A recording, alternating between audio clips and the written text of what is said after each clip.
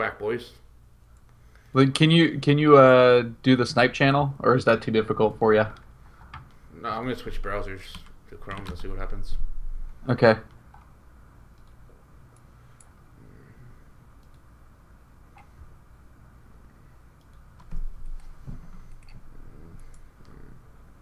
Okay, streams on, boys.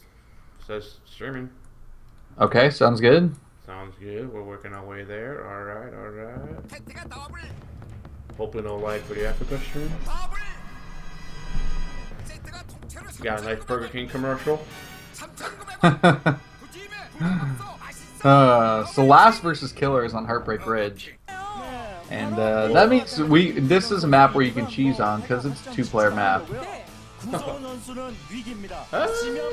CBT is interesting though on that map because there's no like easy third for third to take. And right. Same can be said for Terrence as well. So probably gonna see a lot of more lurker heavy play just to secure that third on for the third. If the third goes. Well, that's definitely why I feel like it's appropriate for Killer to go for a full or full build. I don't know, man. This is Killer's make or break. Like, he has to win in order to stay alive in the group, so I don't think he'd do something that risky. Yeah, unless he realizes that he's just not quite as good as the rest of the players in his group. Alright. Oh, no buffer. Excuse me. Even Olympus is better than Killer. Oh no, the Sonic stream just went offline. Yes, it did. Oh, stream issues are the worst, guys. What are we? This is 2015 and we still can't get streams to work. Yo, I blame Korean infrastructure for this. I blame the Korean infrastructure. Yeah, I thought Korean internet was supposed to be good. Yeah, I know. You know, see, the worst part about this is that if you don't have a stream, this MyPlot 2 stream's not going to work either. So, well, it's just working right now, which I'd be dumbfounded. Let's give that a check.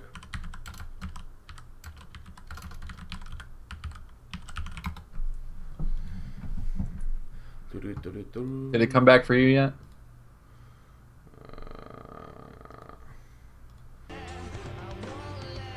What the fuck? Why are we constant buffering? Yeah, I know. I'm sorry about this stream. We're gonna figure this stuff out. And speaking of stat before the game starts, so I got Blind Art here telling me that Last and Killer have never played against each other in the tournament before, and Killer has been 3-7 in his last 10 games. So not a strong GBT at all. No, not at all. And I'm not sure what last stats are for TVZ. Yeah, last is a 53% win rate in TVZ, so not too bad. He's managed to stay above 50% in all his matchups. Obviously, you have to be above 50 to even be as high as he is in ELO rankings. But all right, we're back now, boys. Let's try this again.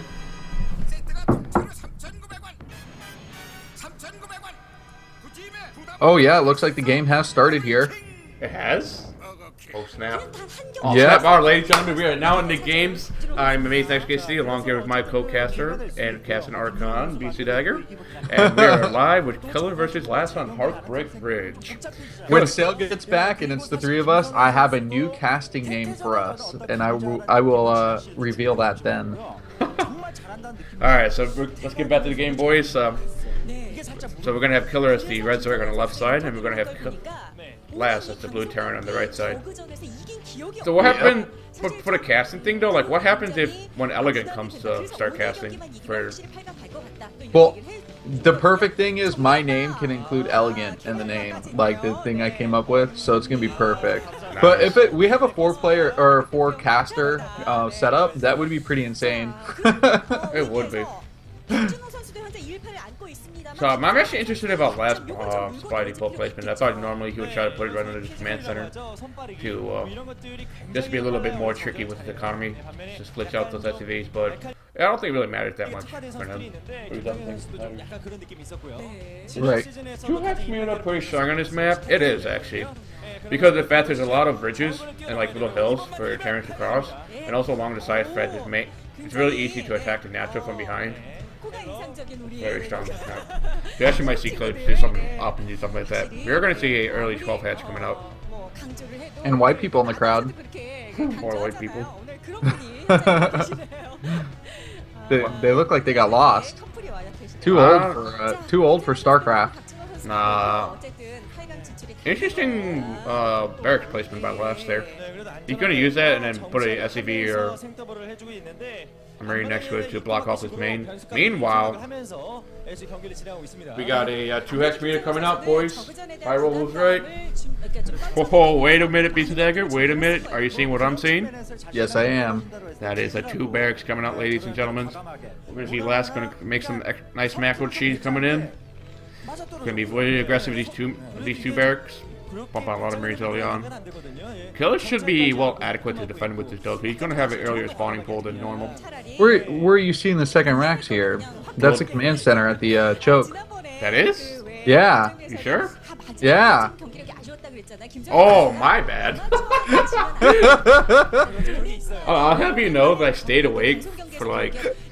Hey, I've been awake for almost 24 hours, okay? I've been awake for 24 hours, so I am dead beat. Oh, I'm very sorry. I'm behind you. No, I am not drunk. I'm just tired. I'm drunk. Unless you saw that command center as a Rax. There is a second Rax coming up, but he is expanding first. Right. No, I am not drunk. If I'm drunk, we'd be here in a completely different XQCD. We should do a drunk We need cast. to make sure we're at the same minute here, though. I see the command center just getting lifted to float over. Okay, I see the Zergling chasing the SCV out of the natural. Yeah, I see that too. Okay, we're on the same second. Alright, so looks like Killer's sending out a 3rd drone. This is interesting though because he showed us he's going 2-hatch meter, but he's going to delay his meter production to get that 3rd hatchery done. Wait a minute. What? Oh. Well, this is he's late on his gas too, isn't he? For 2-hatch meta. No, his gas was fine because he went like 12 spawning pool on gas, so his gas is fine, and my stream is now buffering. Yep. Stream crash, boys. Oh, it's back. It's back. Oh no, it did crash. Yeah, now I'm watching Terror cast a insane game here. That's a VOD. So we got a buffer into GGs, ladies and gentlemen. You have a good old buffer GGs. Yep. That apparently that drone wasn't going to the 3rd. It was going to attack Terran and 1. No, I thought that drone actually was going to the back door in the mineral. I just mined it out. Yeah. Alright, so we're back now. We gotta wait for the commercial to run through. Yeah, I wish ad block worked. Alright, we're back in the game, ladies and gentlemen. We are now back in the game. We have a lot of Zerglings running up to the upper 3rd. Looks like that drone is going to mining out the mineral. So we're going to see a Zergling run by while the Spire is coming up. Scan's now coming up for Last as well. You have the nice group of Marines and a bunker at the front that should be able to hold off any Zerglings run-bys. However, Killer might be able to get a nice Zerglings surround if you get those Zerglings behind the back. We'll see what happens. Yep. Quite a few Marines, though, at the front. So, the only way Killer's going to do any damage against Last is if he can pull off this backdoor run-by. And my stream died again. Yep. Perpetual stream dying. I mean, it's consistent over here, too. It must be the East Coast. My stream is off. My Skype is offline because I told it to be offline. And, I have it on Do Not Disturb. Oh my goodness, ladies and gentlemen. We have a situation here. What the fuck? Well, if this happens and we can't get the streams running, then I'll do a recast later. Oh. Okay, so it looks like Zero's free streaming. So the Snipebot 2 stream works, we'll be fine. I mean, we got the restream of the restream technology of the restream. So we're gonna head over to the Snipebot 2 stream. Alright, we are back now to the Snipebot 2 stream, ladies and gentlemen. We see a lot of somehow we missed a nice fancy run by coming in. We got Killer's Mules coming in right now. Last is no defenses right now. He only has like 8 Marines and a medic and a turret. Alright. Meanwhile, but Killer's drone count is actually quite low. I'm wondering if it's lasted a push in this meantime. And it looks like right now Killer's going to be starting to fish around for some more SCV kills. Yep, yep. Oh, good micro coming out from Killer. Do you see the girl in the crowd? Yeah. Actually, no, I didn't because I had ads running. Oh, it's okay. Trying to figure out where you're at casually. Oh, now I see that girl, yeah. Okay. 2 seconds behind you. So it looks like quite a bit of turrets here for last, and I feel like this is just a repeat of that game we saw with Monk here, and the Terran's goal is to just survive to that critical point in the game where Zerg just can't sustain on this two base muta play. Right, and looks like last has a pretty considerable Marine Medic Ball coming out. I'm wondering if Killer's going to transition out of this, or he's just going to stay on this 2x muta count. He does not have any more additional drones, so it looks like he's actually going to be committing all into this. I am quite worried about this, only because of last turret count being so high at the moment right now. Yeah, well, and Last doesn't want to try and push out or engage yet until he gets that +1, which is currently getting researched. He doesn't want to, use his base damage. He wants to have that extra advantage before he moves out. That is right, and however, I don't think Last should be pulling out his Marines and Medic this early on. Like, you should probably still keep it in. And I'm wondering if Killer's going to be able to transition as well. I'm wondering if he's waiting for, like... Okay, it looks like Killer's, again, regrouping his mood. He's going to go in for another round of attacks here. Ooh, that turret fire is really, really hard on those mutas.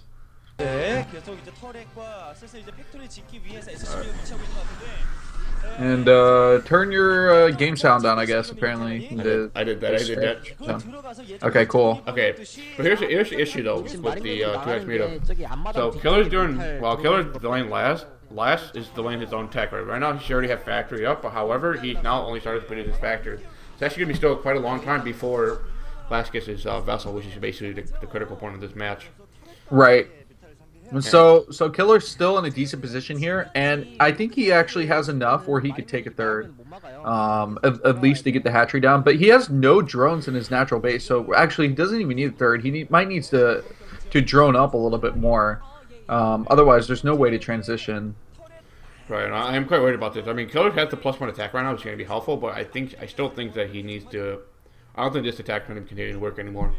No. And now Marines are looking like they're going to try and push out and just take the pressure off his base here. I'm not sure why Last would have the 2 turrets up on the high ground there if there's no way his Marines could defend it. I feel like the waste of 2 turrets he could have kept on the low ground or something.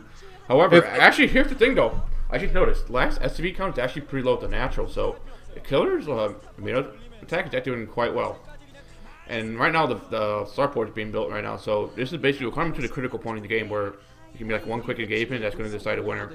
And Killer, if he wants to win this game, he needs to do something quite decisive right now. Right, and Last seems very worried here. I thought he was going to go for a counter push with his Marines because he stimmed them when there was only like 1 Zergling nearby. But instead he does bring his units back one more time. I think it would have been really smart for him to just send like 4 Marines and a medic all the way around the map. See if he can get them into the natural and get a couple kills. Because if he kills off like 2 or 3 drones, that's some significant damage. Right. What's interesting is that Last is building an army right now, so it's like he getting this +2 on the way. +1 must be finishing up pretty soon. So the starport is now done. And oh, that's a lot of turrets there. However, Killer's +1 attack on his middle is actually melting those turrets down pretty fast. Yeah, these supply depots are getting chipped away at. Are you at the point where the supply depots are dying off? Right, this is going to critically block Last a little bit. Oh yeah. Oh, and now he's putting damage on the starport. Imagine if he took out that starport. That'd be huge. Lings are running in the front again, and there's no repair on that bunker. He might be able to take it out. And he does. So those Marines are just going to be completely exposed to the front here. This is huge, though. This is huge because now that there's no bunker to protect the front, like, Killer has free reign in whatever base, or at least whatever base that Last time the Marines in. He loses the starport, XKCD. This is game over. Oh my goodness, and he has so many mutas left over. Killer playing for his life right now. He is. I mean, this is actually quite a fantastic micro coming out from Killer, though. And last losing that starport, like here's the thing. Now last game he didn't push out because he needed that vessel in order to defeat these mutas. And Killer just simply has way too many mutas. Oh my goodness! You see that killer stare right there? That's like the tyrant stare. That killer stare is imba. Like you know, all right. Here's the thing. You know you're gonna win the game when you got that stare on. That's right. That is the tyrant stare, ladies and gentlemen. And unless you're going to rebuild a starport, that's going to get shut down once again. Right. I mean, that muta flock is just simply way too big. I think that's actually 2 control groups of 1. And no, he has 2 control groups worth of mutas. Right. And here's the thing, though. Quite insane. He doesn't even have to micro them because he can just basically out DPS Last's army. Yeah. He won this game. Yeah. Because Last didn't have the STV account anymore. He lost all his STVs early on. That's natural, so he couldn't keep up with the production. Wow, he's lost so many turrets. It's actually quite insane how many have been taken down, and you know, continuing to rebuild the turrets isn't gonna help Last anywhere. It's just static defenses. Okay, but are we gonna see a push in here with Lings at the front? This is the final attack coming in for Killer now. Killer wants to end this game right now. He's coming in. SCV being pulled off the line to defend. There's some Marines at the choke point between National and the main, but however, that's still simply not enough. 5 medics there to defend, but Killer has 2 controls with the muta stacks. And yeah, this is just going to turn into a medic party. Medic party? I don't think it's a mutalist party, but I mean, this is going to be GG. This is GG. I mean, Last knows this. Yeah, man.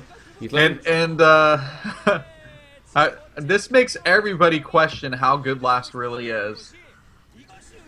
This game is a pretty telling point that, wow, he has a pretty big weakness versus Zerg too. And the fact that this is a really heavy Zerg tournament here, he's going to be in a lot of trouble even if he does advance. There are better Zergs waiting for him. GG coming out from Last there. Yeah. Killer looking like he just went for the throat on this one. The jugular ripped out of Last. I mean, I was kind of worried for Killer there because it looked like Last was going to be able to stabilize and get that vessel out. However, with Last getting that +1 weapons attack on his mutalist, actually sniping that starport, what allowed him to win the game. The only issue was that Last wasn't able to keep Killer's mutalist count low enough. Like Killer wasn't losing mutalists to whatever he was doing. Maybe he'd lose 1 or 2 there, but his mutalist count was always kept high. That way, when he was reinforcing, he was able to add more and more until he got that 2 control groups, and then just started going to town with it.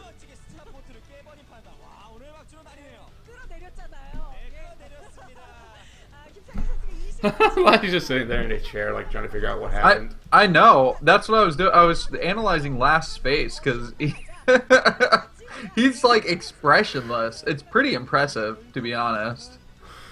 I mean, me, if I was in the booth, I'd just be raging. I'd be like punching the plastic side walls or plexiglass walls. You know. No, here's what Last should have done. Last should have opened up with mech. He won 14 CC on this map, and mech is so much better for the mobile defenses. Along with the fact that you don't have to worry about pushing uphills against lurkers or anything of that nature because your mech units are going to be so durable. Like having a mass group of Goliaths would have been better against those mutalist fighters than having a turrets plus Marine medic ball that could be picked off easily. I mean, yeah, but Killer's timing with his mutas was as crisp and on time as it could be. So that just makes it really hard, even if you are trying to go mech, because that initial wave of mutas is going to be really powerful, especially since you're probably not going to be able to turret up as well, trying to get the mech economy going. Right, but I mean, mech is easier to survive on. Yeah, definitely. Once you get the Goliath range out, it'll make your life a lot easiher. And here's the other thing: you don't need to have that vessel for the mech army. Yeah. So if you're going to stick to bio against the 2X meetup, you have to play for that vessel to come out with the mech gameplay. Your gameplay is just basically keeping your Goliath count high enough so that you can actually start to push out. And I think that's the best option for that map anyways, because the biggest issue is that Zerg can easily destroy your army if you push up the wrong ramp. Right. Or push up the wrong bridge. So last pace for his mistakes, he's going to go 1-1 in the group right now, same with Killer. So both players are still surviving in the group right now, but we'll see what happens in the next couple days. So I am currently on Zero's stream. I don't know if that's the one that you're watching. I am too right now, and Awesome. because the Sonic stream keeps crashing for me. Well, go ahead and hit refresh on your stream and see if you can catch up, because I'm about 5 seconds ahead, and people think I'm talking for the future. Although I did call the starport dying. I did call that, but then it really did die, and I announced that it died too early. Oh, here's what I hate though. Like the ads play fine on the Africa stream, but the actual content itself not playing. Yeah, you know, they're all about the money, aren't they? It's like how? I mean, the ads are playing fine. It means that they have like local servers, like in America or Europe. But shouldn't they be having like American ads or European ads? You know? I don't know. Maybe they cache the commercials, so that way when you reload the stream, they're just playing from cache memory, their ads. I don't think so. You can't have a 4 megabyte ad in your cache. That's just actually way too much. You're going to slow down the browser too much. The Koreans figured it out. No, they didn't. Dude, I would not trust any Koreans with any web development or anything of that nature. Yeah, they're all using XP and Internet Explorer, so... Oh, too good. Well, Blindboard, you live in India, okay? You don't... That's not an excuse. I'm here in the East Coast alongside BisuDagger. We have a flash flood warning outside right now. We got a lot of rain, and we're stuck with what we have. All right. You have a flash flood going on. It's about 100 degrees here. Well, here's the thing though. Like it's been raining like every day, all day for us. Like the last week, it's like London. We got London in the Midwest. You know, that's happening. Yep. So that's our morning experience here. No good channels. We're watching the restream of a restream. The restream of a restream. And you know what? We don't even have. We're already on Group C. Can you believe that? So that was a relatively quick game. And then I guess we're going to be going into Hyuk versus Gimchi. And this is like our B team game right here. No, this is like the Pro League match where you want to send out players. Like, you got to fulfill your roster requirements. Right. And you're like, we'll just throw this game away on this map. We don't have anything prepared for it. So they throw out Hyuk. And then Wujing started like, we don't want to send out Zero Soul Key. We'll send out Guangxi. And they meet each other. And that's how this game happened, ladies and gentlemen.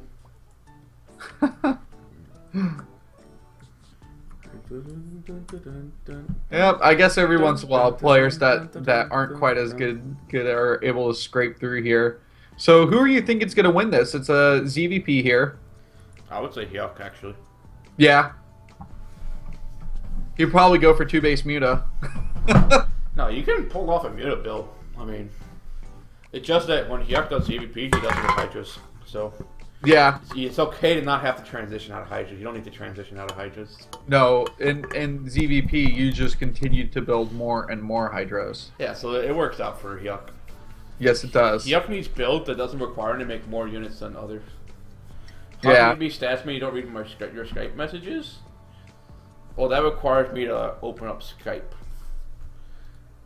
Okay. Round of 24 rematch. Hyuk already beat Guangxi in the SSL 11. There's some stats coming out for you, ladies and gentlemen. Actually, here's what we're going to do. Just for you, Blind Rob, we're going to open up the desktop version of the Skype app that comes pre-installed with Windows 8.1. Yeah, because the other version of Skype, that full screens, is terrible. No, that's what I'm using right now, because it has like that cool little drop down. Yeah, but who would want that when you have to do other things on your screen? Yeah. Alright, see, this is Blind Roar. Alright, say hello to everybody. Cumble, I'm 21. That's way too old. Who's 21? I am. You are? Oh, yeah. I'm too old. I can't enjoy life anymore. Oh, see? Alright, see? Blind Roar, there you go. Your stuff pops up in the top right now, alright? You happy? You better be happy. See, I got this all set up for you, okay?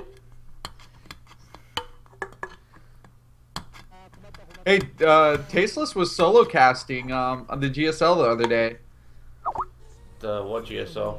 It was really funny though because you know how they just like Tasteless and Artosis try and make out of nowhere comments about like old TV shows. Yeah. And so one person will say it and then another person is supposed to be there to laugh. Yeah. Well, instead, Tasteless, he had to execute like, oh my god, that game is watching a Zergling go Super Saiyan, and then he had to laugh at his own joke. Felt really awkward not having Artosis there to laugh at. You see, there we go. You're there to laugh for me. Exactly. That's what you have your Archon for. Stop fucking with the Pepsi can. I'm sorry. Okay, I'll stop messing around with it. Do you really have a can? I ordered Chinese takeout because what happened was the local soccer game, Indy 11, fun game, and I didn't want to go shopping because I was pretty dead beat after that, so I just ordered takeout. Brilliant. It was brilliant. I paid. Did you get the General Tso's chicken? No, I got fried rice. Fried rice. And then I also got sweet and sour chicken. Well, you know what? I heard Korea's going to come out with a new chicken. When Bisu goes into the military, it's going to be called General Bisu's chicken. Oh, boy. I'm not going to laugh at that one. Come on, don't you want to try a little Bisu's chicken? No, because... Okay, so apparently the killer actually did a run-by. So he actually killed the bunker, and he got like 6 links into the main base, which explained like the total lack of SCVs. XKCD, you sidestepped that one way too casually. What do you mean I sidestepped it? I'm so disappointed in you. Why would I want to have General Bisu's chicken? I'm pretty sure Bisu can't even cook food, okay? I'm pretty sure he just buys like pre-packaged ramen. Well, no, he didn't have to cook because the B teamers would cook. Like all the practice partners. I know that, but he lives by himself now. So why would I want to have anything that's of his food? Like he probably just goes out to the local restaurant, get some cheap ramen or get some cheap kimchi, whatever. Right. He just does that. Yeah, Bisu's gonna be playing today, ladies and gentlemen. That's gonna be an exciting finish to the day. It's gonna be Bisu versus Haya. I'm legitimately worried. Haya has some pretty good TVP builds. He does. I hope Haya goes for the deep 6 just to humiliate Bisu. The deep 6, yeah. No, I hope he doesn't. I hope he does. It's alright. And Bisu will sniff that out and just totally wreck it. I don't know, man. He's gonna 2-gate anyway. None of this macro game shenanigans. Oh, wait, Chris is streaming. Hang on, ladies and gentlemen.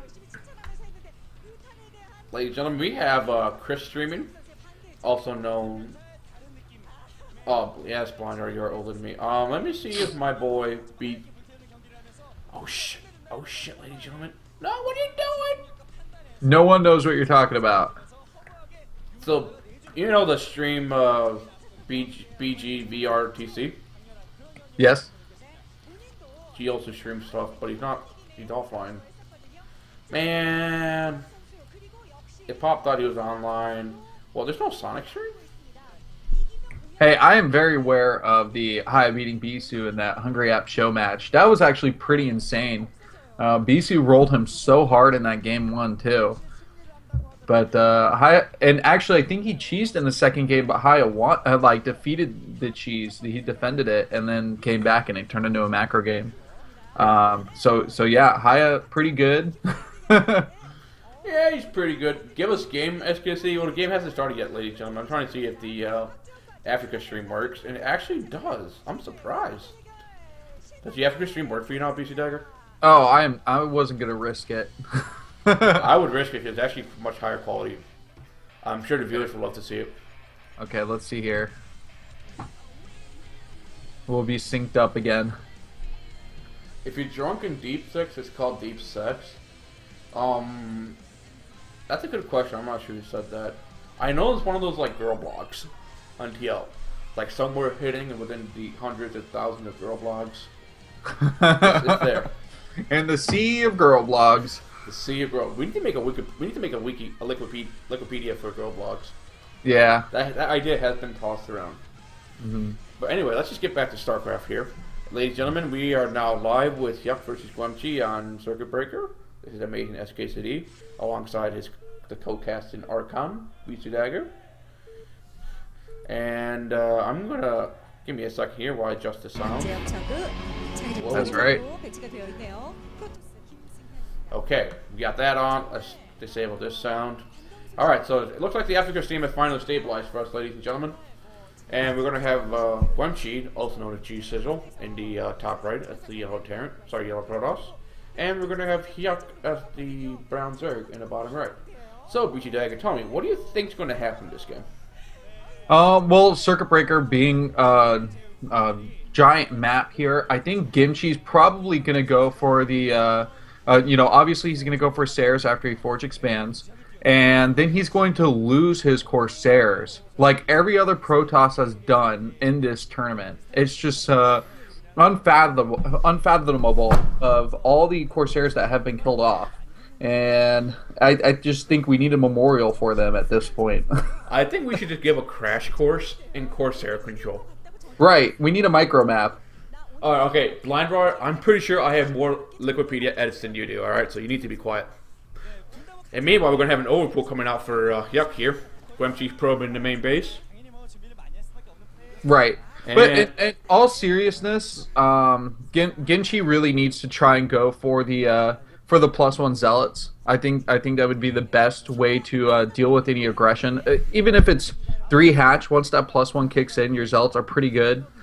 They do have that speed upgrade at that point too. And you can mow down Hydras pretty well. Yeah. Oh, Yuck, put the hatchery down. What are you doing? That's his drones just like glitching out here. What? I don't know what that issue was.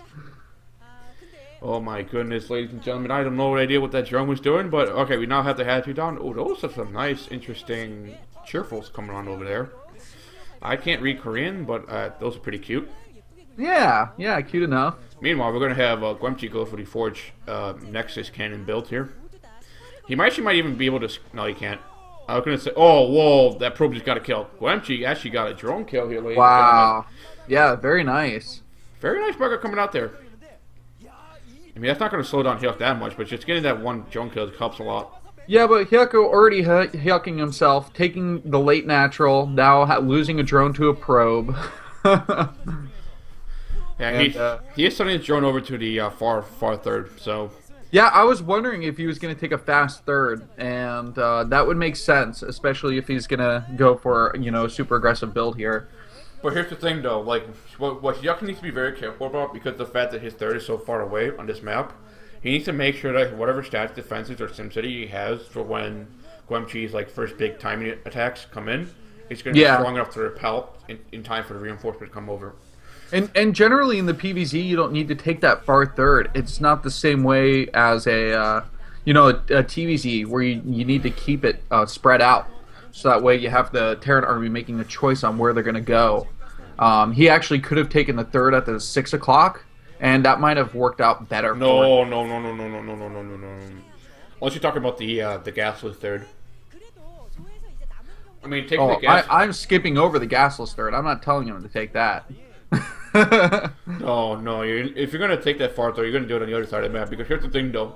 Like you said with the TvZ, what Terran army chooses to figure out where to take, like which path to take for their attack. It's the same thing for Protoss as well. So the only thing I'm worried about is, like, we've seen multiple times on Circuit Breaker where Zerg skimp out on static defenses whenever they take that third and try to play for Hive, and they either barely win or they barely lose because of that.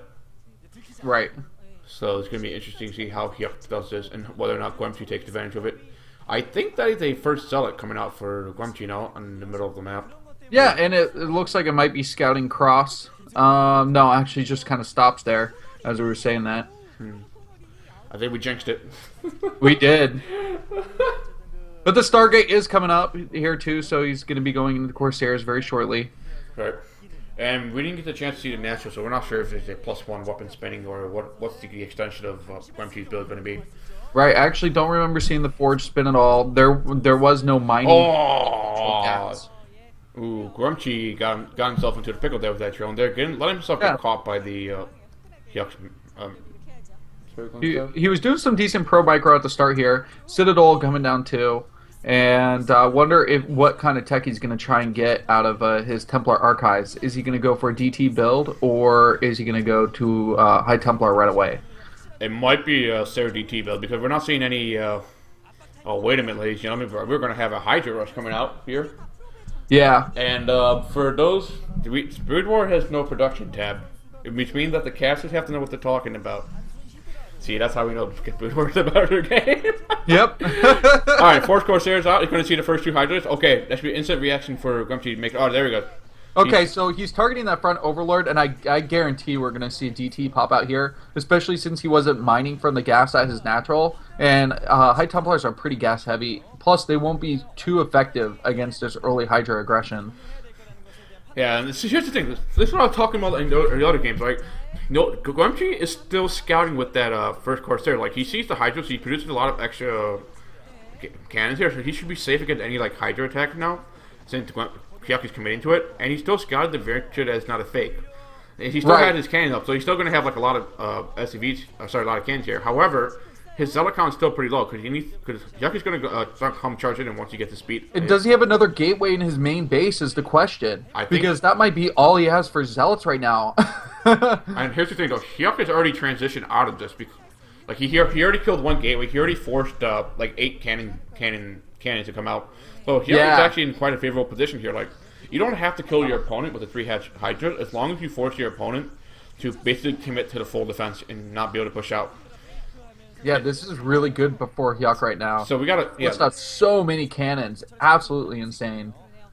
However, there's the first High Templars out, so Storm should be out pretty soon. And here's the thing though, this is a Mexican standoff, so both players are now should be comfortable with what each other are doing. And we're going to see pretty soon, like once the High Templars are ready to come out, we're going to see Guamchi push out and take his third. XKCD, do you know what is so genius? What is? Because this is a fake push, he only took out the gateway, but he left the forge, so that way Gimchi would continually just burn his minerals into the cannons. Right. Instead of taking it out, and Gimchi being forced to try and defend, but he wouldn't be losing as much economy as he is now because the forge was left alive. It would have been easy for those Hydras to take it out if they really wanted to make that push happen. But here's the thing though, like even if he left it alive, it still doesn't matter anyway because Guamchi has to commit to making those cannons just to stay alive for the time being. Right. And once again, we're going to see Guamchi coming to Natural here, trying to get an Overlord here. He actually might be able to get it. Ooh, nice carry. Corsair micro. The Spire's not up yet, so we haven't seen any dead Corsairs yet. He might be able to get a second one, maybe? Yeah, this is looking like he might be able to here. Alright, ladies and gentlemen, we can now officially declare that besides Bisu, Guamchi has the best Corsair control in the current Soulspire area. Yeah, we actually saw him micro back the one getting targeted by Hydra. And, you know, when you have 3, that's actually relatively easy. Right. Now, but Guamchi knows everything now. He sees the Spires coming up. He sees the Hydras in the middle of the grip. He has his first Dark DT coming out, but there's still an Overlord at the National, so he can't really push into with that DT yet. Yeah. He actually might be able to run by into the main base here. It might be the thing, though. If Guamchi can sniff out that there's only one Overlord there, he'll be able to do it. He's actually going to go for it now. How much damage will DT do? Looks like he might be able to get inside this base here. Oh, does Shep know about this? Hydra's not being pulled back. Oh, this is going to be huge. Getting inside the main base now. Okay. Jeff now knows. He's pulling drones off his natural. He's going pulling drones up. There's Hydra's there with the Overlord. However, yeah, we're seeing him pull his drones right away because the Overlord's not inside of the main base here. And he's not going to get that Hydra 10 down. No, he might be able to. No, he won't. But with just one, it's not going to be enough. He could kill off a few Hydras if he wants, though. Oh. Oh my goodness. But while all this is happening, this gives Hyuk to take away control from his map and now give Guamchi back to Guamchi. So now Guamchi's expanding for his third now. So having this DT alive, just running around in Hyuk's main base is actually quite good for Guamchi. Right. It looks like Hyuk will finally see it, though. Oh my goodness, that is a lot of Zealots. Is there any High Templar support with that, though? This is going to be brutal. Right. I'm actually really scared for Hyuk right now with this push. Still, they don't have the +1 attack. Even though his Forge was alive, he didn't. Yeah, but that's 5 high Templars. Look, that's 5 storms. That's gonna be crazy. Yep. Oh, there's lurkers on the field. So we got to see. We've got lurkers now for Yuck. Oh my goodness! So okay. Oh my that was an insane amount of storms. He must have done the High Templar boxing so he could get them all out at once. Oh, that was a waste of storms. That was a waste of storms. Well, what do you think? He pulled back his units now. Yeah, okay, he threw 4 storms in the same area that 1 storm could cover. Right. That's why you need smart casting. Oh my goodness. We need to make Brood War a little bit more casual, XKCD. No. What we need to do, we need to make Brood War more professional, so these players know to not throw 4 storms into the same area that 1 storm could cover. Right. That should never have happened. It did look pretty cool, though. It looked fancy, but that was only it's like you wanted to make Zhang be proud. Zhangbi, wake up, wake up. You're going to want to watch this game. But even with this, though, like, so that Yumchi got his 3rd stabilized now, but now he's picking up his 4th. However, the Hyuk run by will be able to do a lot of damage, so yeah, that 4th actually might not be coming up. And Hyuk is getting his own 4th as well, which is actually pretty late. Right. So once and he's got units at the 3rd base, but I feel like Gimchi will want to cannon up a little bit more, make a better SimCity at that 3rd to help mitigate those run-bys. Right, and I'm liking what Gimchi's doing. He's continuing to keep scouting with his Corsair. Just keeping that flock alive is giving a lot of cause to worry for Hyuk.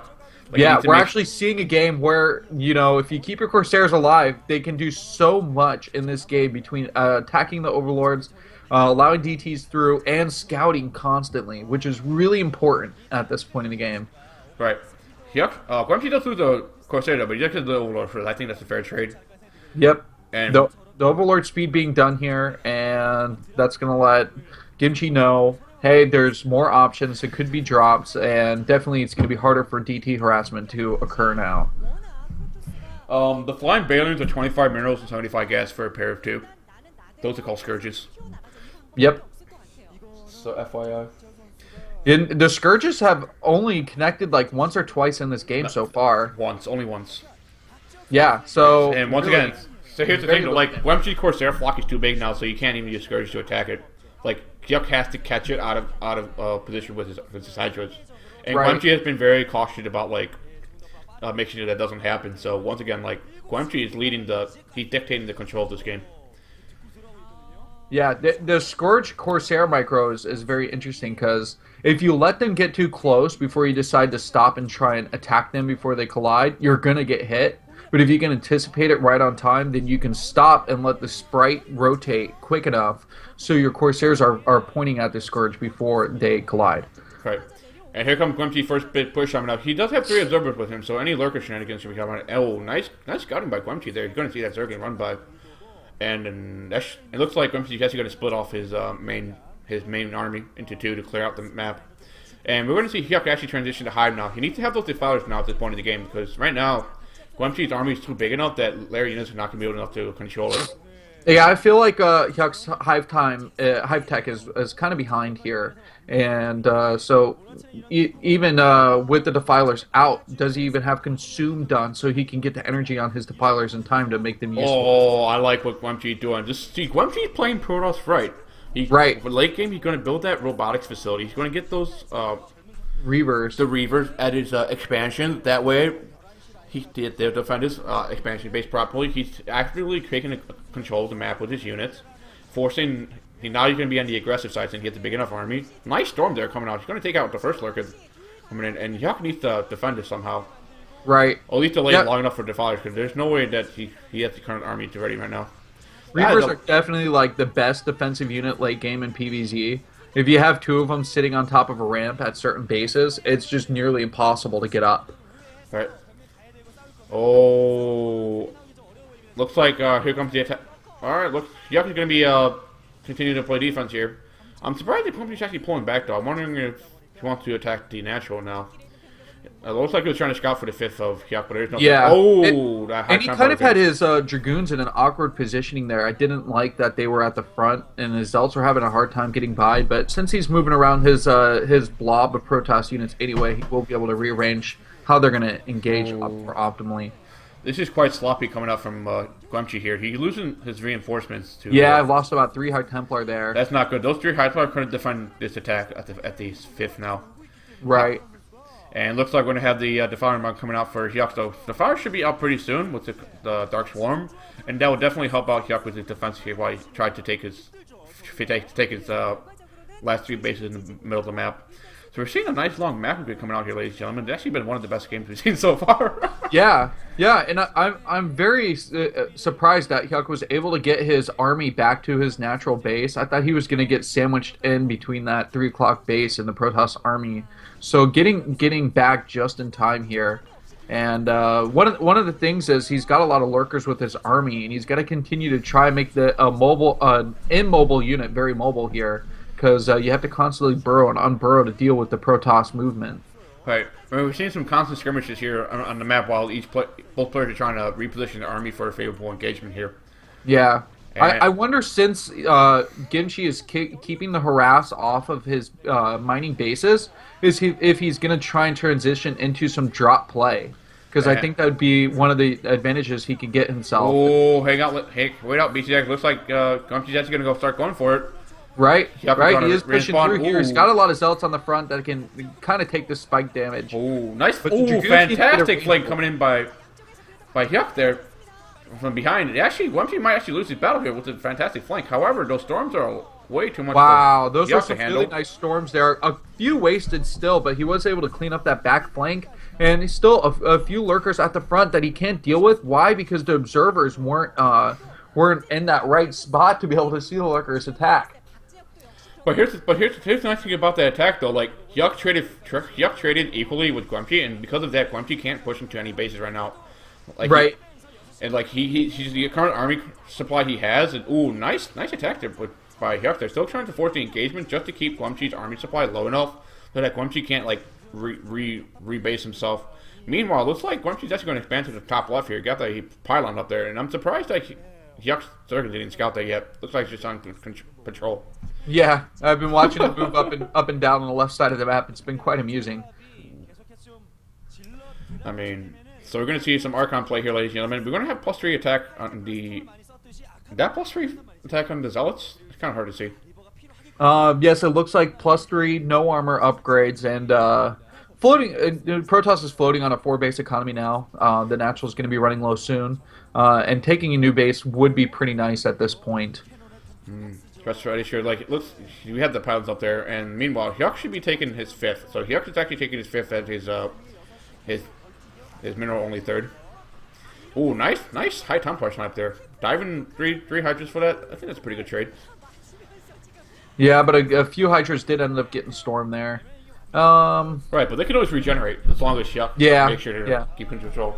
So I'm liking this constant jockeying that both players are trying to do. They're trying to take control of the map, and it's just like this constant engagement. It's really fun to watch. I feel like the engagement that Hyuk won earlier, where it was just kind of an even trade, has made him more competent, because you're seeing his army more in the middle of the map now. Oh my goodness, Guamchi, what are you doing? You lost all your observers now. The lurkers are now be able to push in. That is huge. He's gonna have to rely on storms now to deal with the cloak units. And he only has 2 or 3 high Templar with his army at most. He's only going to have at least, what, 5 storms at most? This is not good. There's only lurker on the high ground outside of Guamchi's 5th, just hammering on that gateway. I mean, this is interesting. Like, Guamchi needs to get those observers back up so he can safely engage those lurkers. I mean, storms only do so much, because if you're storming lurkers, you're not storming the Hydras. And Hydras are the main DPS dealers, especially alongside the Zerglings. Zerglings have +2 carapace already, so they're pretty tanky.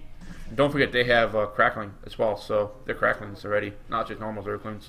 Right, those Zerglings are gonna be huge, especially with that high Dragoon count too, and they can pick off the High Templar so quickly. And now it looks like Hyuk's going to be taking the 6 o'clock location, so he'll be up on 6 bases. However, the Reaver's going to try to come to the Natural here, and oh my goodness, that just got sniped. That is unfortunate, ladies and gentlemen. Losing the Reaver and the shuttle there is not good for Guemchi right now.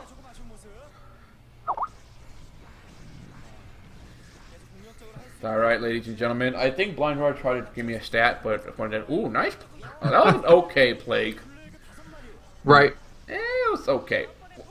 So it looks like the mineral-only base taken at the top left, but still Guemchi unable to take either of the gas bases on the top left.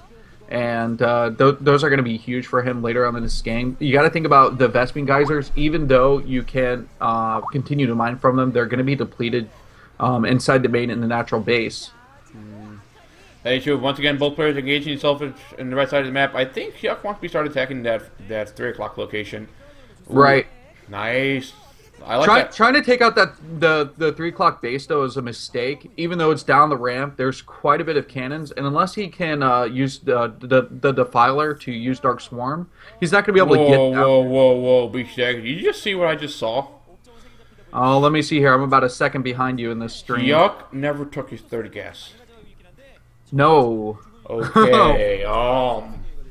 Okay. Yeah, and he really has that mineral only. He didn't take another gas expansion yet, so running low on that gas eco. Yeah, you can tell right now he's completely gas starved right now. I mean, his army composition is actually quite nice though, so I'm actually surprised he's managing to keep it the way it has been. Oh, look at this! Never mind, BisuDagger. They gave Zerg army composition. Never mind, BisuDagger. We got a huge Zerg attack coming into the natural here of Guemchi. Too many storms and cannons there. It looks like Guemchi's going to pull back. He actually might go for a flank at the he's not going to be able to get in there. There's a really nice block with those pylons and cannons. Shooter files middle base. He's actually going to go for Dark Worm. I thought he was going to go for a Plague. No Plague yet. It's going to be another Dark Worm coming out. Let's see, ladies and gentlemen. Ooh, nice. Good storm coming out from Guemchi there. Trying to... But I think, though, that Hyuk should be able to win this engagement. This is a really nice attack. And I like the option for Dark Swarm because the Dragoon count is still high enough where it can make a difference. As long as these Lings can get in there and engage on the Dragoons, he's going to cut down at least half that core army of Guemchi here. So that was a really nice engagement. And looks like, again... Protoss Deathball is really strong here. As long as these upgrades continue to go Guemchi's way, he's going to stay pretty strong from his just gateway-only army. And taking an expansion here, is he going to be able to hold on to this left base here? I don't know. That attack coming in from Hyuk is actually pretty strong, though, with the storm. However, we're going to have a storm drop coming in at the 5th base there. Are we going to see the storm and how observers? Good is storm drop going to be? He should be able to take out quite a bit of drones here. Storm. Storm. He's letting his Zealots do everything, I guess. Oh, finally, storm. And he cleans it all up. All those drones just wiped out. Wow, that +1 shield on that saved that shuttle. Yeah, that shuttle got away with just one more hit, and it might have been taken out. Spore Colony not being strong enough here. Oh, but a lot of Zealots are going to get caught out here by these Zerglings, and this Gateway Army is just kind of scattered for Guemchi right now. He can't seem to get everything into one ball, and a lot of High Templar are getting taken out too, so this is looking really bad for Guemchi. The army putting a lot of pressure up here at that mineral base. So for those who don't know how Dark Swarm works in Brood War, Dark Swarm makes all units under it have a range of 1 only. That includes melee and range units, which is why it's great for Zergs to use Dark Swarm to engage any opponents they have, because they can let their Zerglings attack freely inside, because those outside the Dark Swarm can't attack into the Dark Swarm because it doesn't work. So it's basically like a nice big massive shield coming in. So anyway, let's get back to the game here, ladies and gentlemen. Right. The shuttle lived. What? This is a Scourge hit it. The shuttle lived. Wow. That is an Imba shuttle here, but still it looks like the surround is looking way too good here. You know, he kept his observers alive, but he has nothing to attack this ground army. And the High Templar are going to get picked off. Can they make it across the bridge, running, or I guess gliding as fast as they can away? That is a huge Zerg army coming in right now at this point in the game. Oh, Hyuk playing so well in this late game. It is. And we haven't even seen any cows yet. Like I'm going to be quite scared for Guemchi once the cows start to come out. Well, he can't really transition into those ultras because, like you mentioned earlier, he's low on his gas. I'm going to wonder if you're going to notice that after this game, like when he watches the replay, he realizes he has no gas.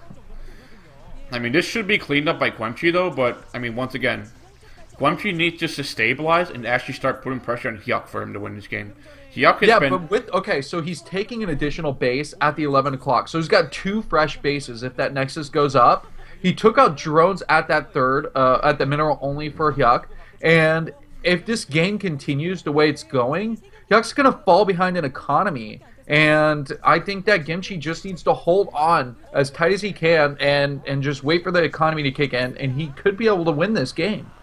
I don't know. Like, I think the Hyuk economy is actually still pretty healthy because remember, Hyuk has been delaying taking the extra expansion so that when he has to, he can. It's not like you're going to run out of minerals all at once like Guemchi doing right now. So we're going to have another drop coming in the 6 o'clock location for Guemchi. That's going to actually do a lot of damage here. I wonder if Hyuk's going to respond in time. Yeah, these Zelts are going to be going to work here, and that's where his fresh base is. Hyuk's best base. Oh my goodness, another storm coming out. Nice storm coming out for the 5th as well. Oh, just erasing all those drones from that mineral-only base. This is some great harassment coming out from Guemchi, too. This is exactly what he needed to change the flow of this game here, where he hasn't been able to have his army out on the map. Is that actually Tasteless in that chat? Yes, it is. Tasteless, have you found your passion? I welcome you back into the Brood War Brotherhood, Tasteless. I'm glad you're going to see Welcome, Tasteless. I mean, well, oh, this is actually quite nice, though. So he's actually going to get that base, and looks like we're going to see Guemchi come for a counterattack here. That is a lot of observers and units there, but those lurkers actually might be able to get away. We have no dragoons. Oh, wow, look at them scurrying like crabs on crack right now, trying to get out of here.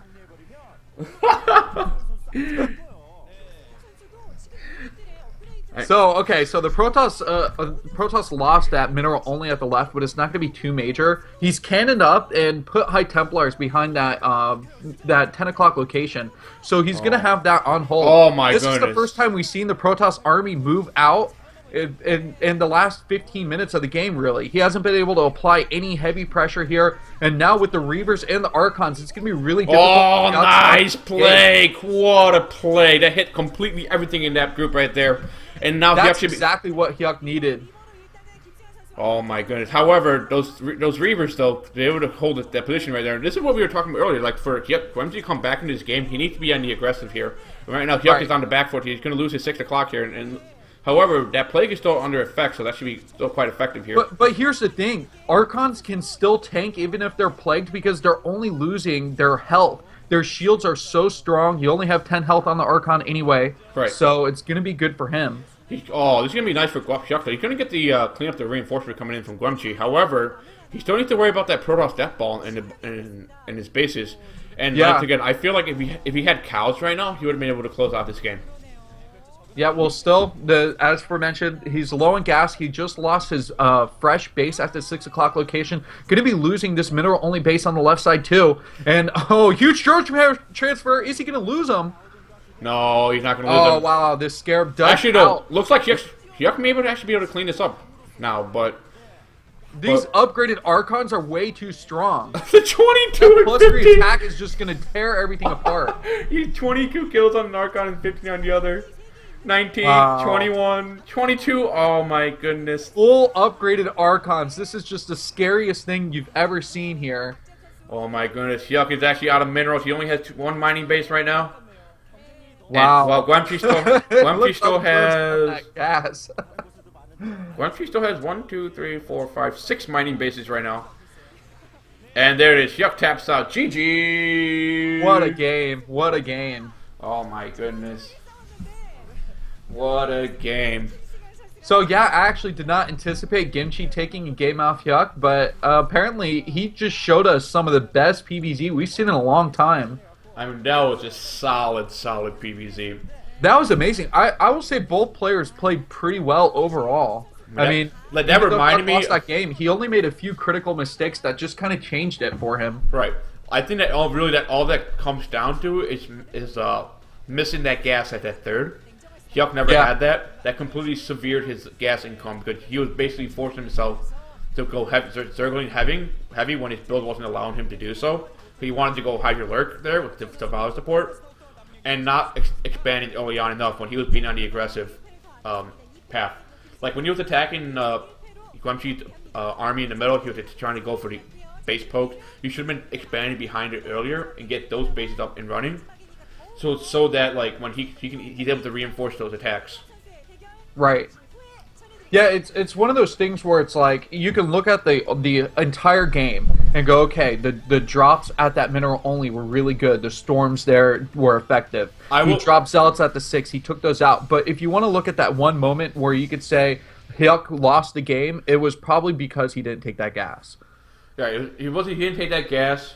However, I mean, Guamxi once again, like those drops at the third with the minerals was pretty good. Yeah, it was very effective, and it allowed him to take the pressure off his bases and finally get his gateway army out of the shielding of the cannons that were just keeping him barely alive here at some points in the game. But, yeah, it looks like we're gonna have a little break here, ladies and gentlemen. We're gonna come into the final match. Let me see if I can get the main stream working while I'm on my while we're on the break here.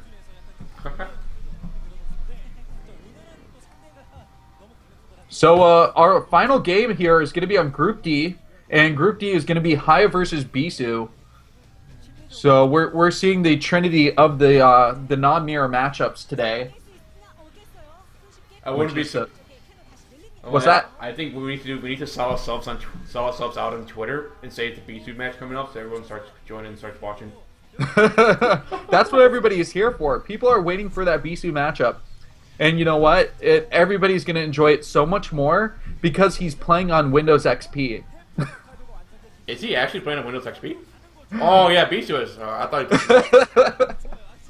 Yeah, we all know how upset Effort is because he thought he was going to be playing on Windows 7 and trained so hard for it.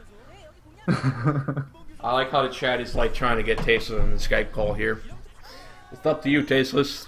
Yep. Come find us.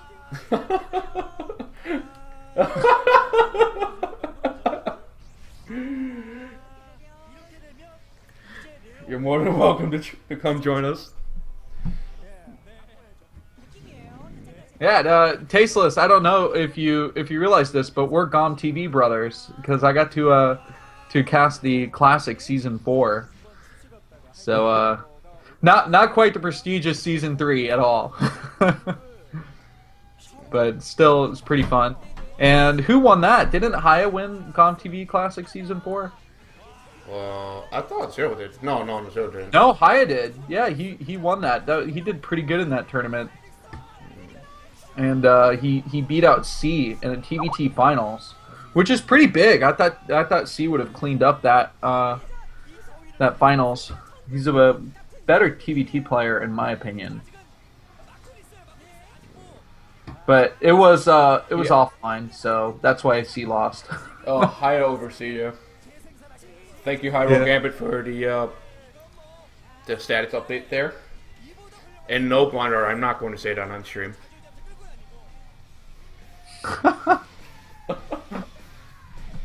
Anyway, so we're gonna have the PVT matchup, and for those of you who haven't been following Brood War lately, Bisu is actually better at PVT statistically than his PVZ. It seems that his Zerg matchup has been his weakness, and he actually boasts an 80+% win rate in PvP. So he is without a doubt the best PvP player in the world. I would not want to go best 1, best of 100. Don't go against Bisu to PvP. You're going to lose. That is true. That is true. Go the opposite in Kespa era. It is the opposite of Kespa. It really is crazy that he's just kind of reversed that. But I think it has to do with the level of the Terran players for a long time. I felt like it kind of dropped off when Bisu came on the scene. C was kind of in a slump. But then C came back in 2014. Was it 2014 that he won, like, early 2014, late 2013? He just won, like, every tournament possible. Remember all those Sonic ranking tournaments in the past? Oh my god, those were so much fun. They need to bring those back. Yeah, the Sonic ranking tournaments were really good, and it seemed like C just couldn't lose, and Killer joined the Kong line basically. Oh, Blondor, what's highest TVP stats? I'm really curious about this right now. I can't check right now because I have my screen up. I am on it, don't worry. So Oh. in TVP, he has a 58% win rate, 108 wins and 76 losses. So That's pretty good. That's still, yeah, that's pretty good. You generally see like a top A Terran with a a 50 to 60 win rate. Anything below 60 but above 50 is pretty good. Right. Yeah, I mean, some people are talking about like the Africa Global site. That is a failure. Because the issue is that we talked to some of the Africa guys about Africa.tv char. The issue is that people want to use Africa to watch Koreans, not to watch other people. Because we already have Twitch and all the other live streaming sites. That's the main issue. So that's why. Well, the only thing that they have going is if they can create a better economy for players where they can make more money while streaming, because people will always switch if you can make more money. Right. And oh boy, another AOA commercial. Of course, here. Of course. The Splash commercial. I can already sense that Sale is getting thirsty, even though he's in France right now.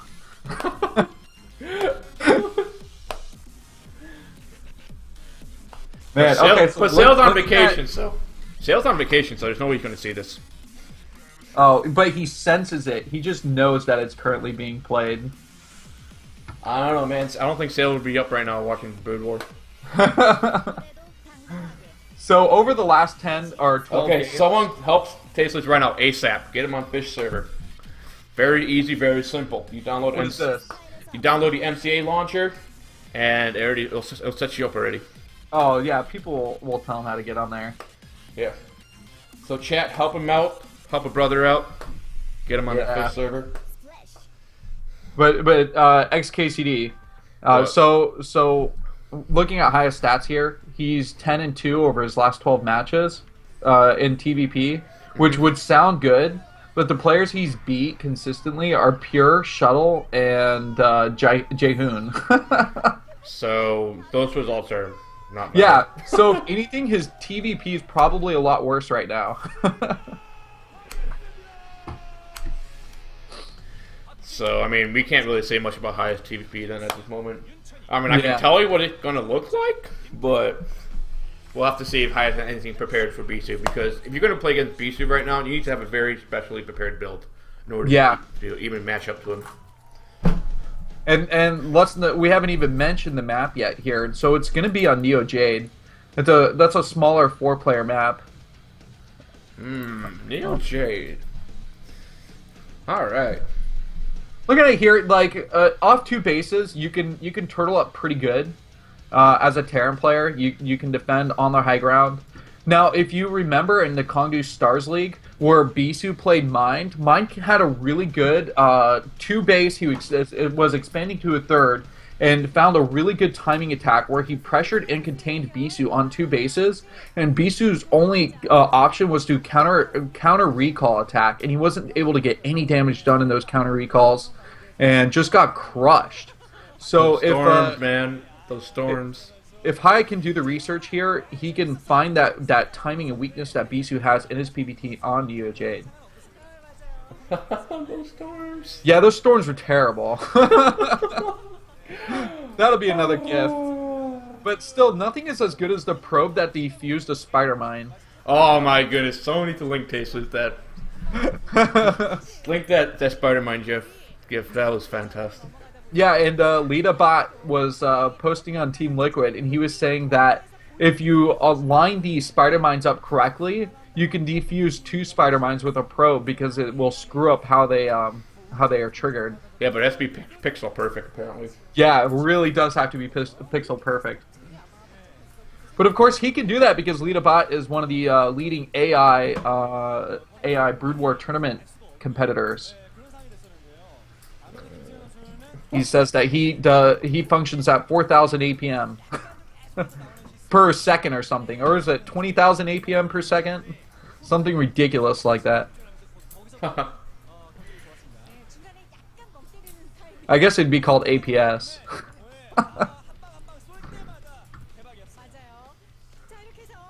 Alright, looks like we're going to get back into this game now. Or get back to the studio. We got the nice, that's a packed crowd, I'm going to say. I was hoping to be more people standing back there, but just having every chair filled out is really nice to see. Right. I'm wondering if we can see that couple, that white couple again. Now, if you remember the previous Sonic tournaments, when we saw like the SSL 11 or 10 and SSL 9 finals, it was in a gymnasium, and the gymnasium was filled with like the average age was of 12 and 11-year-old kids. But this is the first time we're really seeing that the adult crowd is starting to participate a lot more. That is true. We got Haya meditating here in his chair right now. Going for the, getting ready for the deep roller coaster ride he's about to have. And on the right side, wait, well, what did you see that poster? What was that? It's like Bisu like doing that French girl stance with like the Greek palms and all that. Oh man, someone take a picture. I need to see that. Didn't know Bisu was coming back on the screen real quick here. So look at that win rate, 76% win rate. That is fantastic. 83% win rate against Terran. That is awesome. Fantastic. I mean, Bisu's the GOAT right now. Right. So Bisu is a player. See it? You see that poster? Yes. Bisu's a player who hasn't played in a lot of tournaments since he returned, yet he's still #1 ELO because of his success in each tournament. Well, that's because Bisu only focuses on the big tournaments, right? He doesn't play in the small ones because he doesn't have to. Right, and he is sponsored by by the Kongdu company. And if you guys aren't aware of that, that's actually a company that's run by Yellow and a couple other ex-pro gamers that really want to just kind of have their hand... Nice, they're doing it. Oh my god. The touch with Zero Tool. That's the greatest thing I've ever seen. Someone needs to screen cap that. Guys, that was a real life picture. That moment happened. That was the moment where Bisu created the Sarah DT build. Right. You had the revelation, he was up in the clouds. Bisu Revelations, the Book of Bisu. The Book of Bisu with esports. The Book of Bisu was written the night before Bisu vs. Savior MSL Finals. Right. That is exactly what happened. Guys, if you want to learn more about the Church of Bisu, you can find my blogs on teamliquid.net. Look at BisuDagger. Look at my 10K Bisu blog, my 5K Bisu blog. Oh my god, my 15K Bisu blog is going to be amazing. And guess what, XKCD? I have full admin privileges on Team Liquid, so I am planning something quite brilliant. Oh snap. Yes, I just got the upgrade. Thank you, Plexa, for allowing me to pull off the ultimate Bisu invasion on Team Liquid. Oh boy. Oh, it's so good. Oh boy. But here's the nice thing. I'm actually posting more so I can get to my 15K. Well, here's the... Alright, looks like we're going to get closer to the game right now, ladies and gentlemen. We're inside the lobby right now. Got the countdown going. It's going to be Bisu versus Haya on Neoshade. Last game of the night, or morning, or afternoon, depending on where you are. Either way, we're going to get into some awesome StarCraft here. I'm totally pumped after these first two games. There couldn't be more of a build-up here. So spawning at the top left-hand corner, it is going to be our Terran player, Haya. As the purple Terran, and we're going to have Bisu in the bottom left as the red Protoss. And no cheese yet. Right, of course. Takes a little bit to see where Bisu's going to throw out his first pylon, and he does scout pretty early on, which I really like. The difference is when you're that good of a Protoss player, scouting earlier actually makes a difference. When you're at my level of PvT, you just don't scout because it doesn't mean anything. I don't know about that. I mean, it depends on what Bisu wants to do with his build based when he needs to scout. We'll see what happens. So we do have the first pylon coming out and the first supply depot coming out for both players, so they're going to be equal together. And So yeah, we're probably gonna see just a one gateway come out from Bisu, unless he's gonna try and apply a lot of pressure with his dragoons. You're just gonna see that one gateway into core and then expand. That might be true. Mm-hmm. Because I like this. Haya's actually going to build a barrack between the command center and the supply depot, so he's going to get that zealot type wall coming up. So it'll be so nice for anti-zealot Michael, because Bisu is really well known for actually, he likes to make that zealot early on and just push out with it. Yeah, and it looks like he is going to probably try and siege expand here. I mean, getting the gas first instead of going for a Rax expand is definitely a lot safer, and getting the factory tech out is very important here. He's going to want to have the siege tanks to be able to defend, and he could actually go for some earlier vulture harassment if he gets that factory out faster. Right. So the core coming down here for Bisu now, and he's going to be mining a gas. Okay, so you make the account in-game, and then in order to play on the ladder, you need to have 24 hours of playtime and 30 melee game wins. Yeah, getting to the ladder is pretty intense on its own. Yeah, you gotta let the client sit there for 24 hours, and then you gotta win 30 melee games on top of that. So if you have like a friend or somebody you could drop games with just to get that win count, you should definitely do that. What? That's how I did it. Yeah, 24 hours of playtime. Alright, yeah, that's fish for you, man. Yep. So you can't smurf. They want you to be dedicated to the fish server. After 24 hours, you have become part of the server itself. Right. Kind of like Tron. So we're gonna have the first. We're gonna have the factory coming out for Haya here. Pretty standard. Nothing really out of the ordinary. And interesting scouting coming out for both players here. They're gonna meet each other in the middle of the map on both sides of the map. He took two SCVs off the gas, which means that he's probably just going to push for vultures right off the bat. He'll have enough gas to build them. I like to chase. They got the Marine. Oh my goodness! Being chased by the zealot all the way across the map. Oh my goodness! It looks like the Marine's going to be able to get away. This is like the most intense marathon ever. Did you hear that there was a running of the bull, and a guy who's done it 9 years in a row finally tripped and got gored by one of the bulls? Ouch! He pushed his luck too far, man. Yeah, the running of the zealot equally as terrifying. It's not anti-hack, it's more like anti-smurfing or anti-botting. Because it's very hard to smurf if you get to like spam 24 hours of gameplay. Right. So both players, they got their little mid-games, check-ins with each other. Got the Marine checking in on the Marine, and the Zealots and the Zealots checking on the Marines, saying hi to each other. Interesting that Haya actually built out a bunker right away. And Bisu's going to expand off that one gateway, and Haya's going to prepping to do the same thing right. So both players playing pretty safely, I would have to say. Yeah, definitely. And how many Zealots did Bisu have on the map? Does he just have one that's running around here? He has one Zealot, and he has 2 Dragoons out, I think. Okay, because I was BisuDagger, that's an early Citadel right now. Ooh, are we going to see those DTs coming in?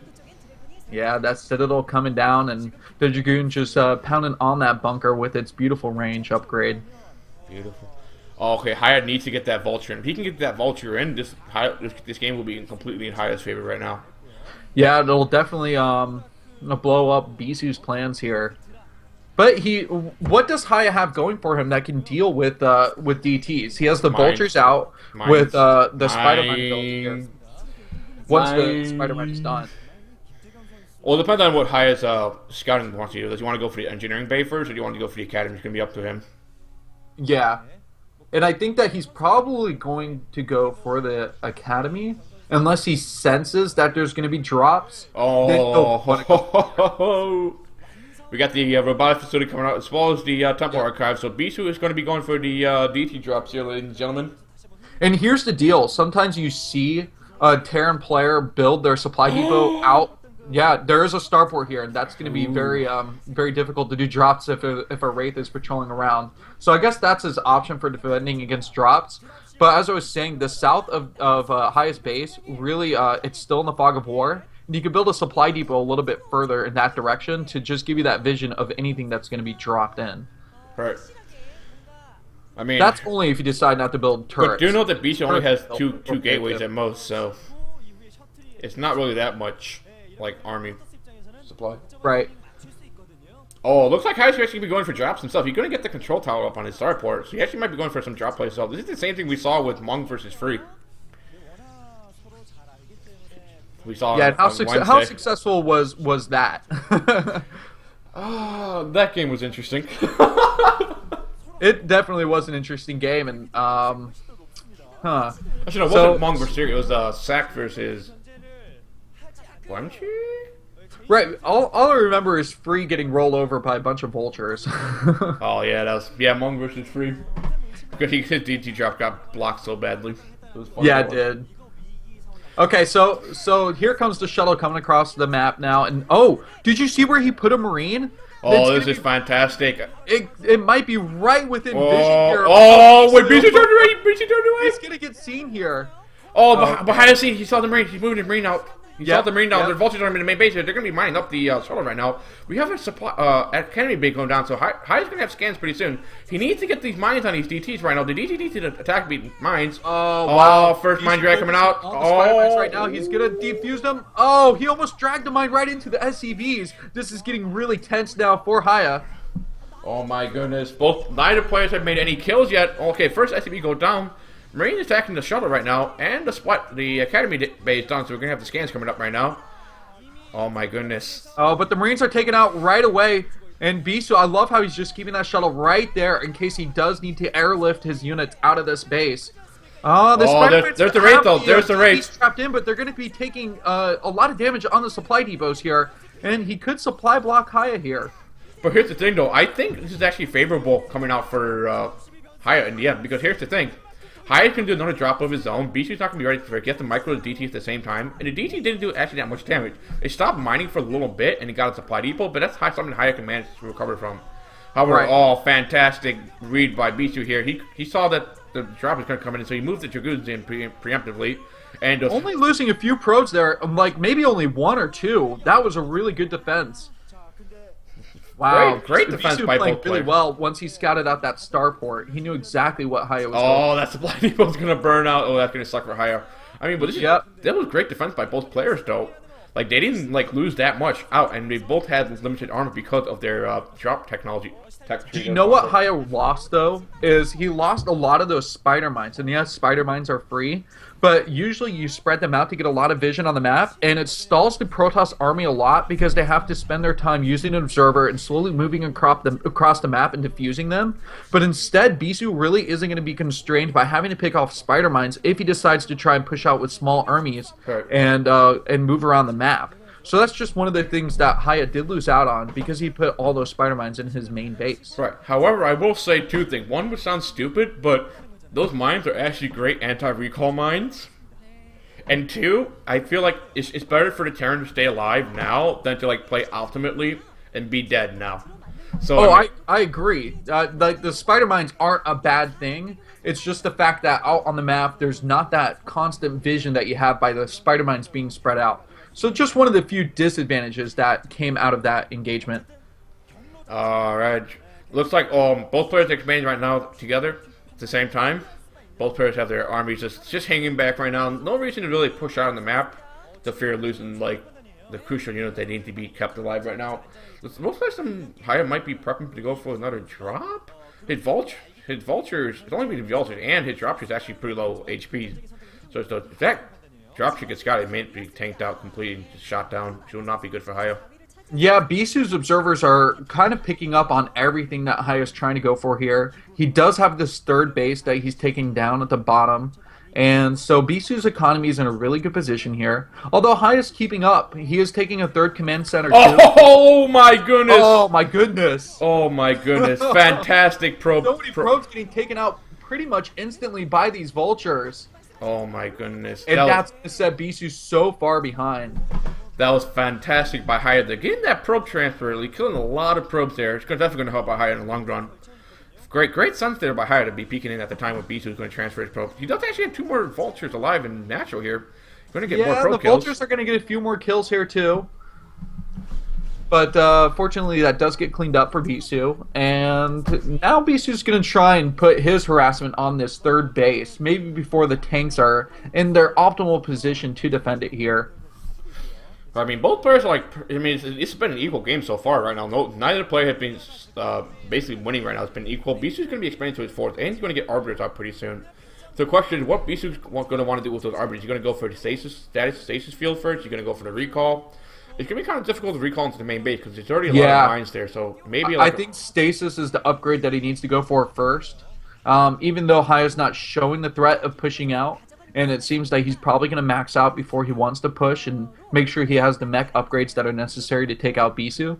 But once that does happen, you want to have maximum amount of stasis possible to deal with that army threat. And he has a low gateway count. If you look at the amount of gateway units that Bisu has, really not a big enough army to deal with a mech push. Right, but Haya has no signs of pushing out himself because he needs to make sure his own third gets stabilized enough. I think that's why Bisu's actually not in a terrible position, because he continued to pump out tons of probes. And so even though he lost a bunch of probes to that transfer, he still had plenty to be able to go over to the third and mine. Right. And I'm wondering, on that rate again, to still be alive, I'm wondering if Hyde knows that Bisu has a fourth now, actually looking to take his fifth. Oh, that race gets sniped by Dragoons sitting there. That's unfortunate for Haya. Very good play there for Bisu. I don't know if it was really a play, just left it sitting there. No, it was beautiful play. It was beautiful play. That's more of a misplay by Haya rather than a play by Bisu. Those are so slippery. They always get by. Wow. A lot of okay, so we do see the Arbiter is pushing out here, and maybe he might try and do a recall on the natural base or something. If he does go for a recall, that's one of his options here. But a nice spread of mines on that ridge. It's going to be so hard if Bisu wanted to push up towards the middle and right between the natural and the third base of Haya. It'd be nearly impossible. He's not going to be able to break that without a huge number of zealots. Oh, that's nuts. The other Arbiter's coming out right now, and if you actually want to go for a recall in the third would be the best option right now, because the stat defenses that Haya has at the third is actually pretty low. I mean, it's maybe like 2-3 drone turrets at most. It's like 2-3 mines. Not that much. We have the first two vessels coming out right now. And it looks like Haya might be going for some fishing. Oh, here comes the first recall coming in for Bisu. Yep. Oh, the EMP. Nice EMP. EMP. That was Oh, huge. my goodness. Fantastic EMP by Haya there. First recall can be deflected there. And looks like Haya's going to go for a drop into the fifth. Oh, the two tanks are out there right now. They're going to be sieging up and going to be nailing on the third. Bisu's army is completely out of position right now.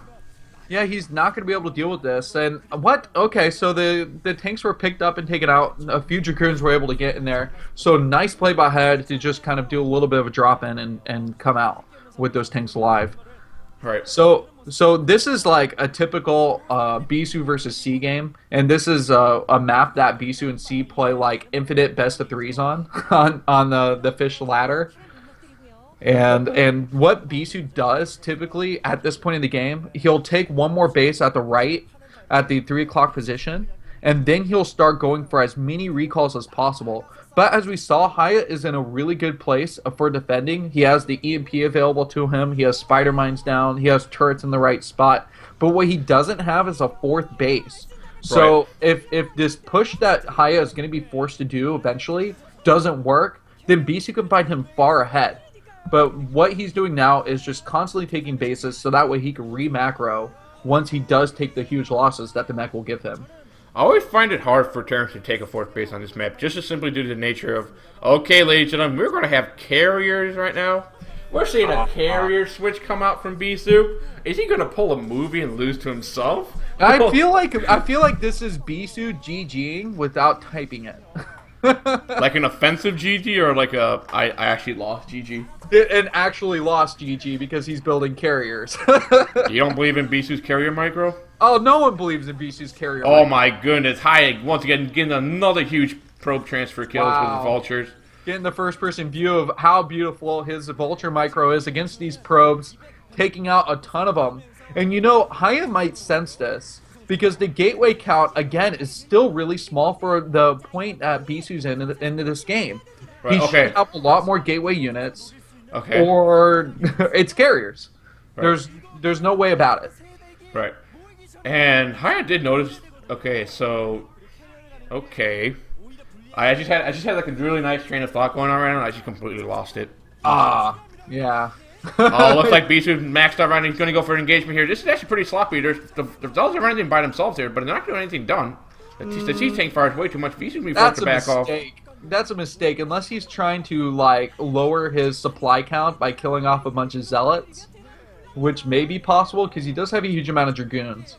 Then he shouldn't have pushed in here. However, that is a huge tank count, a really, really high amount of tanks. And here's the biggest problem. No Goliaths. Here's the biggest problem. That is a 2-1 army right now. So High is going for this Doom push right now. 2-1 is like the sweet spot for Terrence where you'll be able to push out. And he is pushing in with his Arbiter, getting the stasis off before the EMP hits. Oh my goodness. So this is Bisu's game plan right now has to be stall, stall, stall. Right. He needs to make sure that that Terran push does not get any further. But these Vultures are ensuring that Bisu has to pull back and deal with this threat, because the Spider Mines, the harassment of the Vultures is just really strong right now. And we've seen this so many times in this tournament where Protoss isn't... Oh my goodness, once again, Haya's getting all these probe kills with just Vultures. This is exactly like the Mong versus Free game. The Vultures just continuing to pave the way to victory for the Terran player. I mean, but there's the first 2 carries out for Bisu right now. I mean, Higher should be noticing there's no reinforcements coming in for Bisu. Like, if he just scans that 5th, he's going to just, like, A-move right now and just, like, outright win the game. Because Bisu has no possible way to contend with the forces that Haya has right now. Yeah, Haya... It looks like Haya's actually now starting to push out. He's going to start leapfrogging across the map here. Haya now is actually adding Goliath to his composition. I'm wondering if Haya already noticed that there's a carry switch coming out. Well, the only reason he has for scans is between those Arbiters, and that's it. So with the Arbiters not pushing in, he's got a lot of energy on his concept stations. So I would imagine that he's already scanned out that bottom right just to see what kind of tech was being built there. Oh my goodness. Haya wants to push again across the map there. Bisu's not able to hold him, but he doesn't just have enough units. The Cheese Tank flash damage is way too much. And a nice EMP actually going to take down the shields on these Dragoons also. Oh my goodness, first 4 carries coming in right now, ladies and gentlemen. If you have read the blog about the StarCraft 2 Brood War carries, you're now going to see the Brood War carries in action right now. Here they come, ladies and gentlemen. Oh, the carriers have been spotted. On the carriers too. Right, but there's no Goliath to tackle it. However, the issue... Yep, Haya's going to need a reinforcement of Goliaths to come in here and make use of the fact that their shields are low right now and slowly regenerating. A lot of tanks are going to go down to the left side here. The Vultures that are running in are getting picked off by the Dragoons. And Bisu, he's doing a good job of holding so far in this game. But Bisu actually might lose his third to those tanks. Nope, the carries going to be able to clean up. However, his natural's under fire right now. And Higher needs that 4th. You were talking about it earlier about not having that 4th. But when you're playing against carriers, you need to have that high mineral income just to be able to output with the carriers. Yeah, wow, and he's going to barely hang on to that Nexus at the natural base. Not a critical Nexus, but still nice to have. It has a bit of minerals still remaining. And what was up with those SCVs? Did you see them moving? Right, those weird, interesting SCVs. You get nice EMP on those carriers. They're going to be... Oh my goodness, that was fantastic EMP. But that stasis! Capitalized on this. What a huge stasis! Oh my god, he got both these science vessels too. Oh my goodness, he even got the stasis on. My god! This is complete stasis field. Everything frozen. Haya taking a deep breath, and the tanks are getting chased back here. Haya tried to expand to 4th, but he has nothing to defend because everything's been stasis.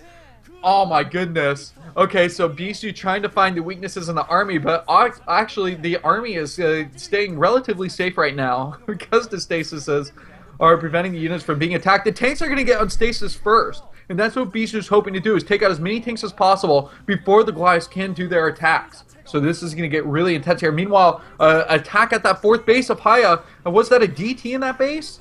There's 2 DTs right there. Pirates can be forced to pull his SCVs off there and lift their CC up. The tank's taken out right away, and the Zealots here are going to do a lot of damage too. However, wow. That is still a lot of tanks. Oh my goodness! Look at how many tanks that has, and that Goliath count's actually getting pretty high right now. So I'm actually soon it's going to be all Goliaths. It's gonna be a situation where another perfect stasis like the one before has to be pulled off here for Bisu. He's still not he's still not ahead here. Haya's army is so strong right now. Right, he's so strong, but he needs to make sure his tanks stay alive enough so that that he can ask the tanks to do work right now. Hai is pushing into the right side of Bisu's bases here. That those TTs are doing quite a lot of damage, actually. I don't think Hai has scans right now. Otherwise, he would have scanned and killed those off. And he's still those DTs are getting away with a lot of kills. I mean, oh my God, they're taking out so many glides here. Finally, a scan does go down, but the glide count is actually relatively low here. It is low, and I mean, the issue that the carry count's just simply way too high right now. As long as Bisu has a mineral income, he should be able to win this game. He's going to lose all those tanks right now. There's unfortunate. There's nothing that they can do. They can't run. Haya's not even going to bother to unsiege them. And, oh, wow, he took his hands off the keyboard. Is he going to tap out here? He doesn't have a fourth base. He's running out of minerals at his natural. And this is a terrible position to be in. This is not good for Haya right now. No fourth base. Bisu already has a control group plus and has 4-star Stargate producing more carriers. Upgrades coming up on the carriers right now. And Bisu will win here. I don't know. I mean, we said the same thing with Movie versus Sock, where we said the Movie won the game because he has carriers. But Movie's busy trying to like make an internet mall. Bisu, he's just got his modeling contracts. Oh, that is a huge wave of SCVs going over to the fourth base here. And Haya actually really needs that economy to kick in. And it couldn't be quicker. Oh my goodness, that's like 20 carriers right there. Wow. GG, ladies and gentlemen. Bisu wins it out. What's some fantastic carrier play. Wow, the Fishy King getting taken out. Bisu looking really strong in his TVP matchup. As I mentioned earlier, it really is a better matchup than his PVZ. He even mentioned that he's more worried about Zergs. So the trial of Bisu is going to be the next game. I believe that Hero versus Bisu is going to be a really close match. That's always been interesting. I think Hero has a fantastic winning percentage against Bisu. So that should be a very fun game to watch. And, oh my goodness. I mean, that game, though, for Haya, is basically him not adapting to that carrier switch early on enough. He should have noticed that Bisu was not reinforcing his main army. They should have pushed out earlier. I know Haya's game plan was trying to go for that 2-1 timing attack. Right. Slow play it. And it's one of those things where you have to make a big decision on what you want to do with your army as soon as you realize that the carriers are out and you have no way to deal with them. And some Terran players do a really strong push to the bases that are just fresh on their mining to try to take them out. So that would have been Bisu's right side of the map, you know, and trying to eliminate those bases as quickly as possible. But it seems like Hai didn't know what to do with his army and instead left too much of it in the middle to just die. Right. He wanted to play it really safe with the leapfrogging, but I mean, he should have noticed that the army count is way too low. He had the drops in the 5th, so he should have noticed that there was something fishy going on there. Maybe like if he had like the vultures live around longer there to notice the carriers tech coming up right there, had the 4-star gates coming up.